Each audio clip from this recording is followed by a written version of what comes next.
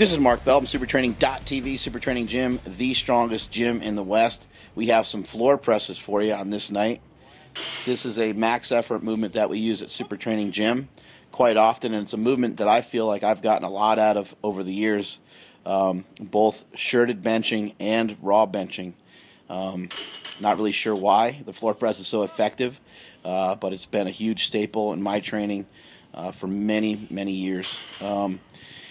Part of the beauty of the floor press is that it is a partial range of motion, but even though it's a partial range of motion, typically it's a more difficult lift than a regular full range of motion bench press due to the fact that you have to stop on the floor, touch both elbows, and then restart again. Make sure that you're not just coming up out of the bottom.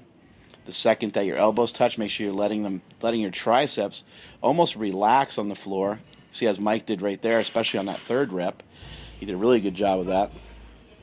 You can see I got the gangster wraps on, soon to be available from howmuchyoubench.net. But the floor press is going to work the entire range of motion of the bench press, even though you're missing that bottom portion of the bench press. And the reason for that is, as I mentioned earlier, it's a little bit more difficult than a bench press. So if you think sometimes by doing partial range of motion work that you're going to miss out on the benefits of full range of motion work, you're wrong. You just need to make sure that you're filling in the gaps with full range of motion work. If you're not doing any full range of motion work, then your full range of motion can suffer. But that's what assistance movements are for. If you do too much full range of motion, in my opinion, with a bench press, you can burn yourself out too quickly, and that's where dumbbells come in real handy. Here goes Mike. You can see he's got the elbow sleeves. A couple of us are wearing them in this video here, and I wouldn't really associate them with giving you a lot of weight, allowing you to lift a lot of extra weight, but I would say that they are supportive and they are protecting the elbow. So it's almost a little bit more of a mental thing than anything else. But very effective on the squat, very effective on the deadlift and the bench. There's Robot squeaking out a good one. Sometimes your hips will pop up on a floor press. I wouldn't worry about it too much. If it's a huge deal for you, you can simply just put your feet straight out on the ground, kind of as Mike halfway did there. The floor press is a funky movement, though, and I've actually decided that even though it's been very effective for me over the years, I'm going to move it over to simply be an assistance movement. Here's Thurman Merman going with a shirted bench press. He's preparing for our meet May 19th at Super Training Gym, where Dan Green will be competing at 242 pounds.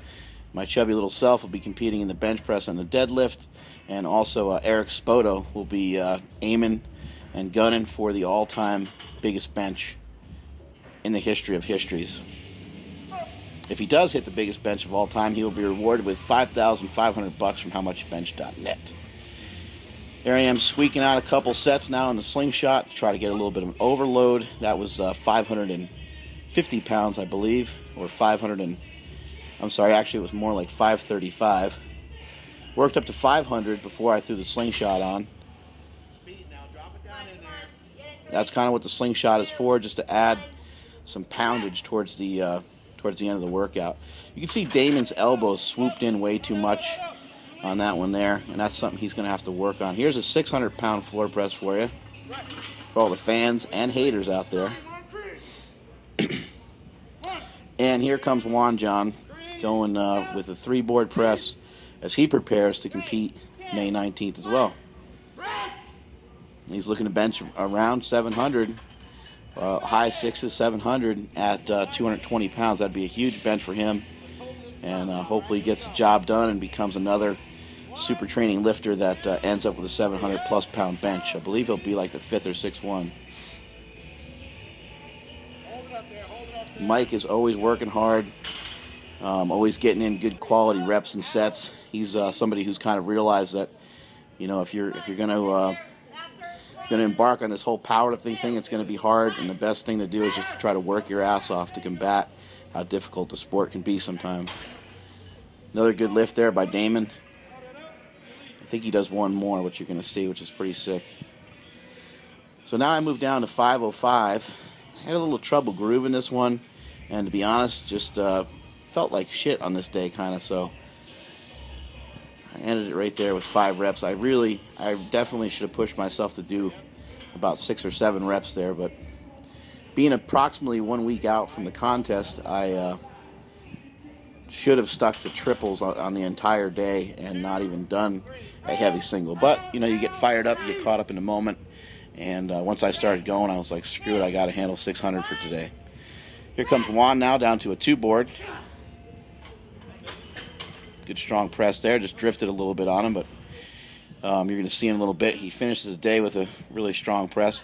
Here comes Damon Thurman. Now he's going full range. Watch how crazy this one gets. I want to say it's about 535 pounds or 540. Right here, he's got to try to get his elbows out more.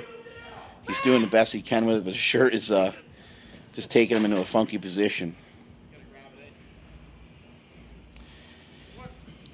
You have to be very careful you don't end up in the gay pterodactyl position at the bottom of those bench presses, because the elbows can come sandwiched in so much they get too close to your body. It should look a little more natural the way Juan does here. See, that elbow is close, but the relationship between where his good strong press right there, perfect. The relationship between where his elbow was and where his wrist was still acceptable. He still didn't fall out of the groove completely to the point where he lost leverages. Now here's Damon trying to elbow out a little bit more, and then just sinks it down just enough to touch it, and a good strong press by him. Way to gut it out. This guy's tough, and that's what you need. You need to really hang in there on those shirted benches. And that is it from supertraining.tv.